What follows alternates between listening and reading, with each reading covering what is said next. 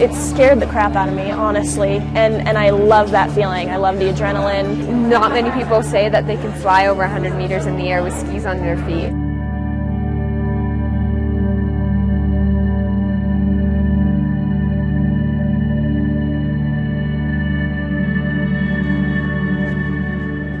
Here I was, the mayor of Salt Lake City, had helped get the 2002 Olympic Games, and we worked so hard to get women's skeleton and women's bobsleigh into the 2002 Salt Lake Games. And nobody ever brought up ski jumping, so I assumed that in 2002 we had a gender-equal Olympics. And I was flabbergasted. I had no idea that women couldn't jump.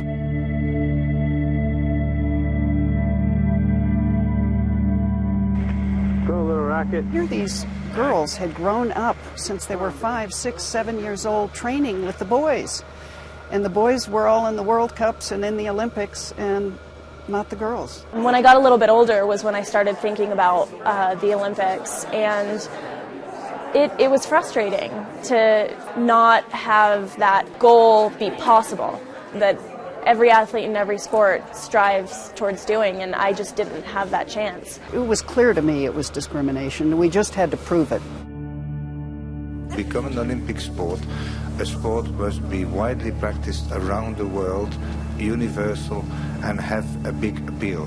This is not the case for women's ski jumping, so there is no discrimination whatsoever.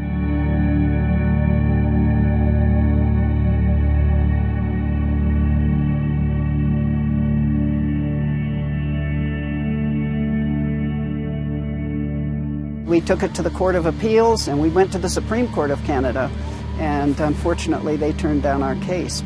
I thought that they would go the other way. It just makes it seem like discrimination is okay in Canada. There were moments when I was pretty broken down and I thought that it was going nowhere. But you know, there's a silver lining to everything. Media was all over this story at this point. We had editorials saying, let the women jump, this is discrimination. And so we just decided that if we just calm down, that the IOC would eventually make the decision to let us into 2014, and our judgment was correct.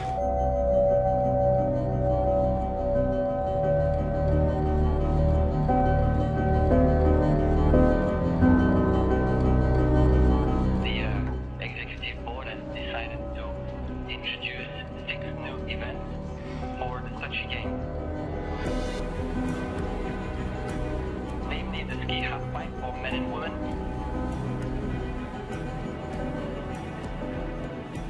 the women's ski jumping.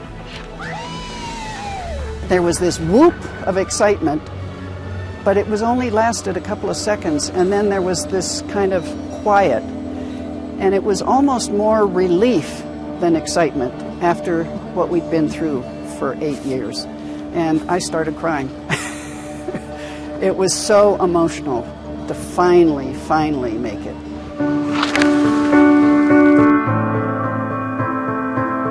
It hasn't quite sunken in yet. Once I finally start going through the process of getting there, you know, and getting that accreditation and getting the team uniforms, I think that for me is when it's going to be real. I don't think I really realized how big this is in history. Hopefully we'll expand the sport, and in 100 years or in 50 years when I look back on what I've done, it's an accomplishing feeling.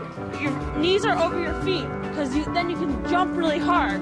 I hope that this story is an inspiration to other young girls and young women that if you are persistent and you work really hard and you never give up, you can achieve your dreams.